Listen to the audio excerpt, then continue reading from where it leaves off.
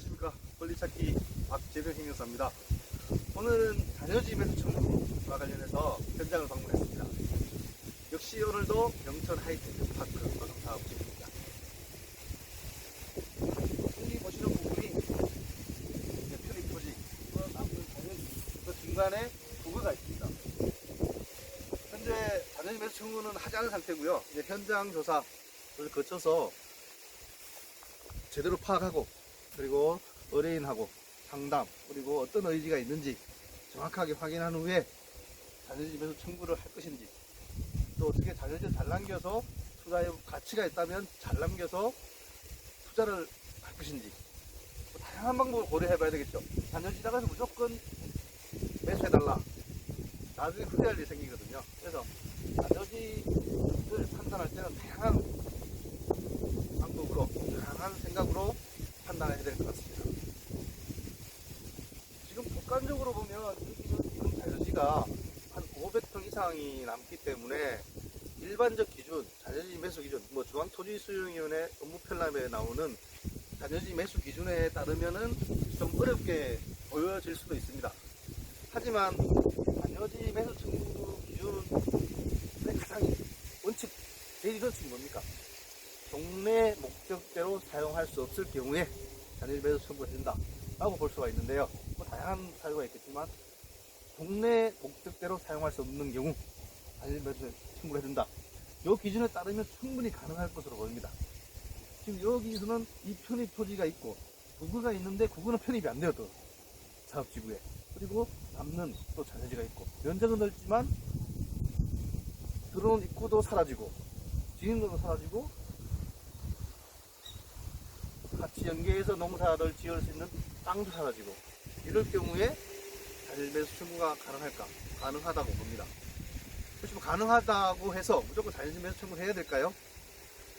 이 사업지구의 사업이 어떻게 이루어질지를 판단해보면 500평 적은 땅이 아닌데 이것을 잘 남겨서 개발되는 데 따른 이익을 올릴 수 있다면 굳이 자녀지 매수 청구를 할 필요가 없겠죠. 그래서 의뢰인은 자녀지 매수 청구를 해달라고 얘기를 하지만 당연히 하겠죠. 결론적으로는 그렇게 원한다면.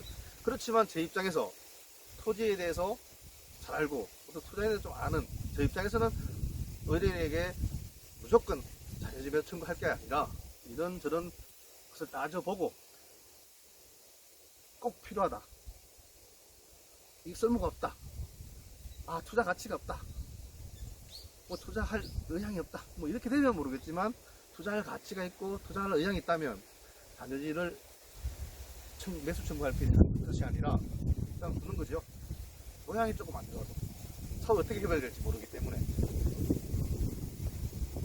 투자 목적으로 토지를 많이 구입하는 분들이 계시는데요, 이런 땅을 매입하셔도 좋아요.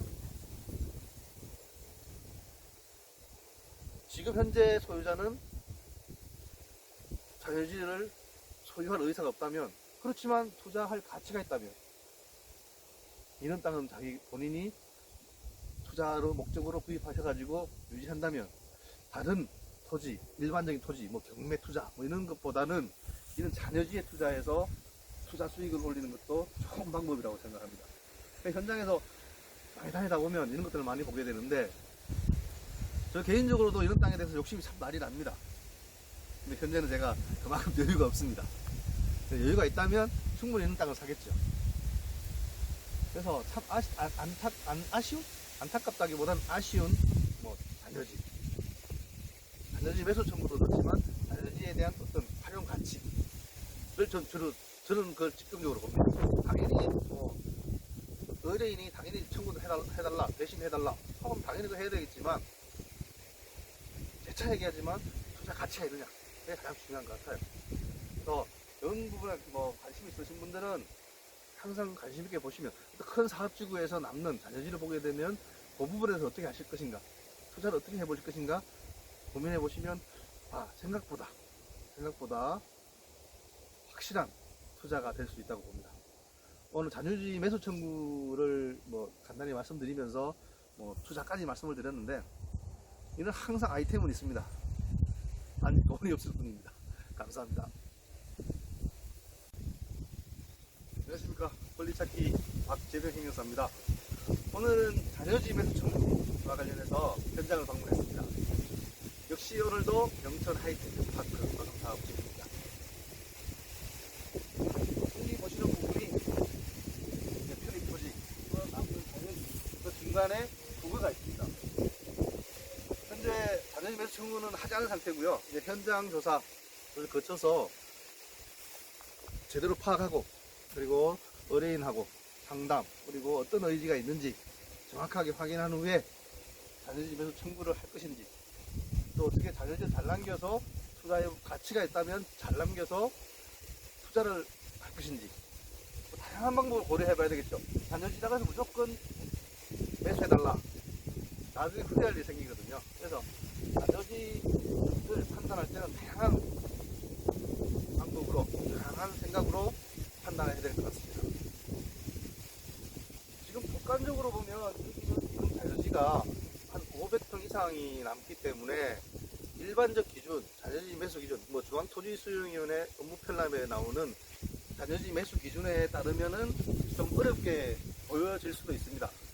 하지만 자녀지 매수 청구 기준의 가장 원칙, 제일 원칙이 뭡니까?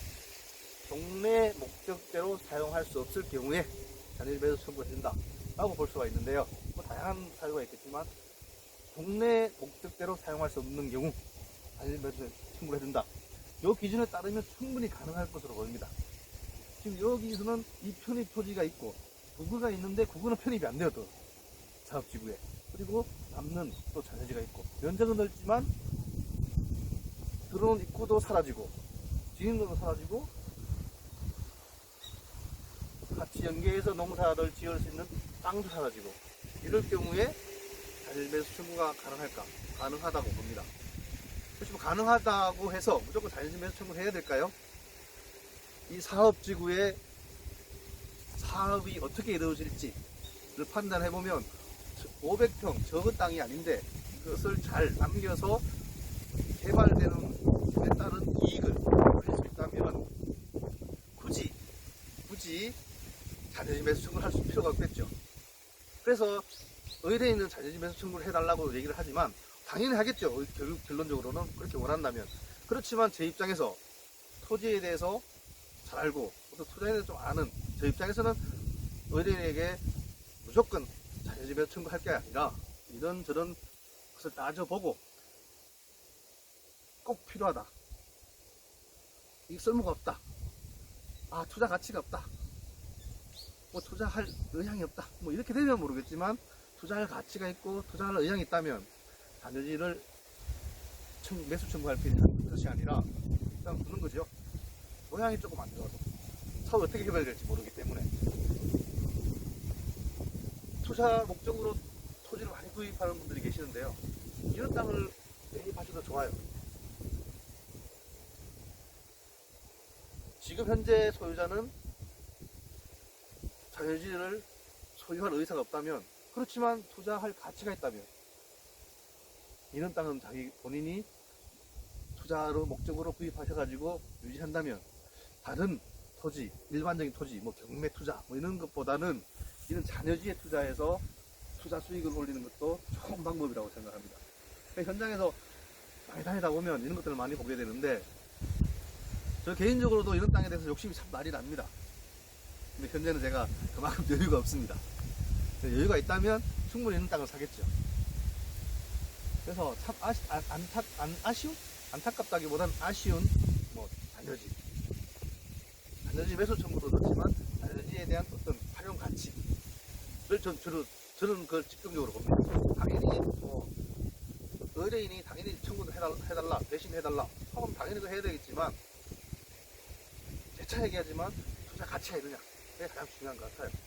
그래서 이런 부분에 관심 있으신 분들은 항상 관심 있게 보시면, 큰 사업지구에서 남는 자녀지를 보게 되면 그 부분에서 어떻게 하실 것인가, 투자를 어떻게 해보실 것인가 고민해 보시면 생각보다